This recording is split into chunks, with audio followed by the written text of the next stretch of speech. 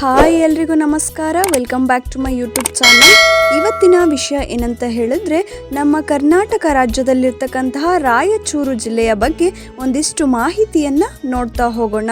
ರಾಯಚೂರು ಜಿಲ್ಲೆಯ ಸಂಪೂರ್ಣ ಮಾಹಿತಿಯನ್ನು ಕೊಡ್ತಾ ಹೋಗ್ತೀನಿ, ನೋಡ್ತಾ ಹೋಗಿ.